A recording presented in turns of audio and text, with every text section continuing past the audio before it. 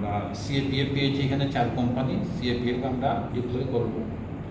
1,500-এর মতো আমরা টিএসআর পেয়েছি এই ডিস্ট্রিক্টে, ওদেরকে ডিপ্লয় করা হবে। এটা সবটা হলো ইন এডিশন টু নর্মাল যে পুলিশ আছে উত্তর ত্রিপুরাতে, সেই নর্মাল পুলিশ ছাড়া। আমরা ইলেকশনকে অবাধ এবং শান্তিপূর্ণ রাখার জন্য আমরা বিভিন্ন জায়গাতে পেট্রোলিং অলরেডি শুরু হয়েছে, ফ্ল্যাগ মার্চ শুরু হয়েছে, গাড়ি চেকিং চলছে।